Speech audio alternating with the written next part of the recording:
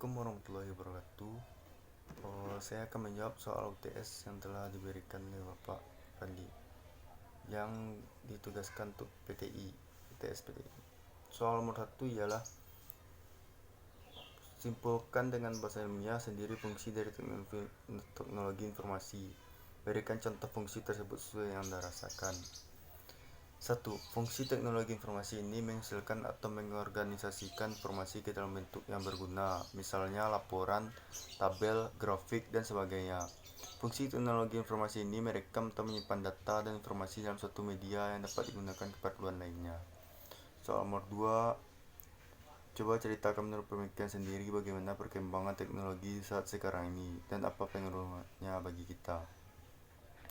Menurut saya, kemajuan teknologi informasi yang semakin hari semakin cepat ini tentunya membuat banyak perubahan terhadap sebuah negara, tidak terkecuali Indonesia.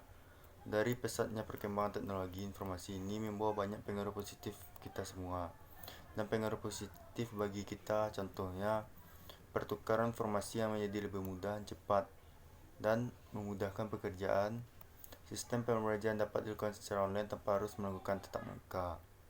Soal nomor 3, rangkumkan dalam sebuah cerita singkat bagaimana evolusi komputer terjadi, minimal 300 kata.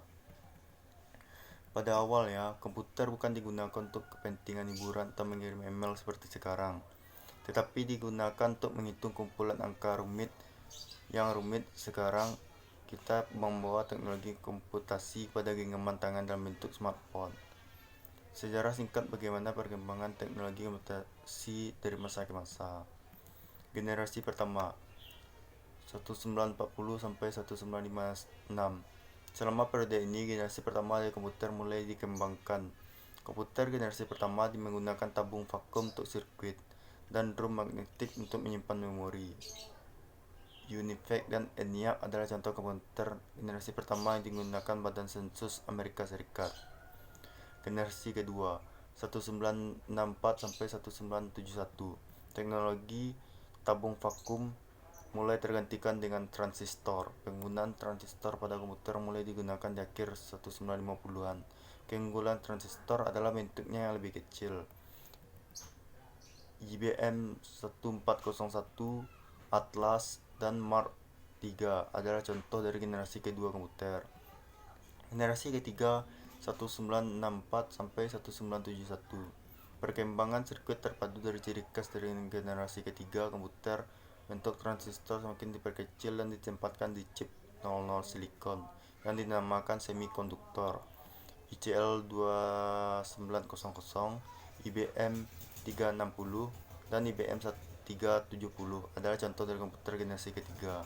Generasi keempat 1971 sampai sekarang. Di periode ini prosesor mikro mulai diperkenalkan saat ribuan sirkuit terpadu dimasukkan ke dalam sebuah silikon chip yang kecil. Prosesor pertama Intel 404 chip mulai menjadi otak utama di sebuah komputer. Star 1000, POP 11, dan Apple II adalah contoh komputer generasi keempat. Generasi kelima, sekarang sampai masa depan. Komputer generasi kelima dibangun berdasarkan teknologi kecerdasan buatan dan masih dalam tahap pengembangan. Dan contoh teknologi yang sudah sering digunakan adalah teknologi pengenalan suara. Untuk soal nomor 4, jelaskan perbedaan prinsip kerja input device dan dengan output device.